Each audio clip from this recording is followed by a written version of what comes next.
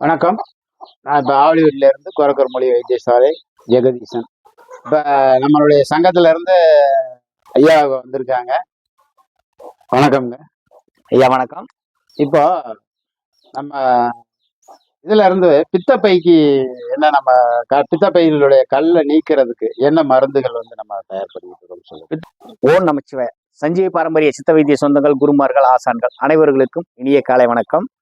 இப்ப நான் ஆவலிப்பட்டிக்கு வந்திருக்கிறேன்.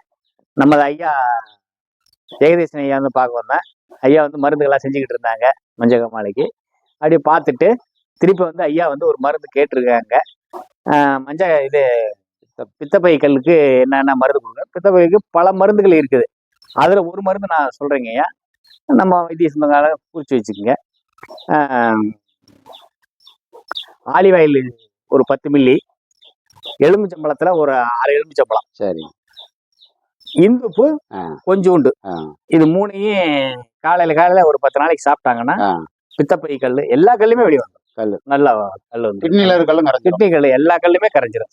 இதுல மலைக்குடல்லையும் கல்லு தங்குது. ஆமா, அந்த மலைக்குட கல்லும் வெளியாயிடும். அனைத்து கல்லுகளும் கிளியர் ஆயிடும்.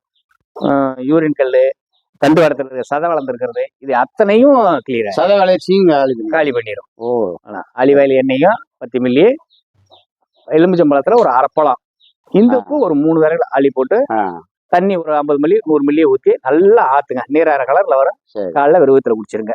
இது மாதிரி ஒரு 5 10 நாளைக்கு குடிங்க, சரியாயிடும். இந்துப்பு வந்து அப்படியே சாதாரணமா கடையில வாங்கணும்னே பவுடர் பண்ணி வச்சுக்கலாங்களா, அல்லது அது சுத்தி பண்ணியும் வச்சுக்கலாம். கொண்டு வந்து ஒரு கிலோ வாங்கிட்டு வாங்க.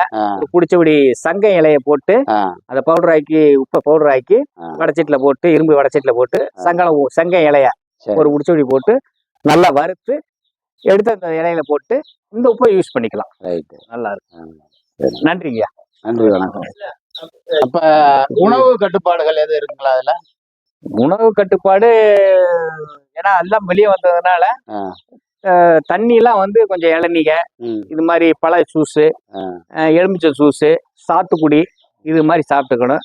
உரப்பு சம்பந்தப்பட்டதுக்கு அவாய்ட் பண்ணணும். மாமிச இதெல்லாம் அவாய்ட் பண்ணிடணும் ஒரு மாசத்துக்கு. ஆமா, அந்த குடல் வந்து எம்டியா இருக்கும். ஆமா, வெளியேறதுனால. அதனால இதெல்லாம் கொஞ்சம் இது பண்ணிடணும்.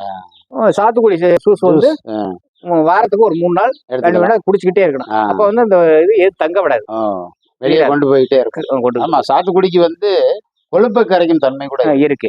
அதனால கல்லுல தங்க விடாது. நன்றி, வணக்கம்.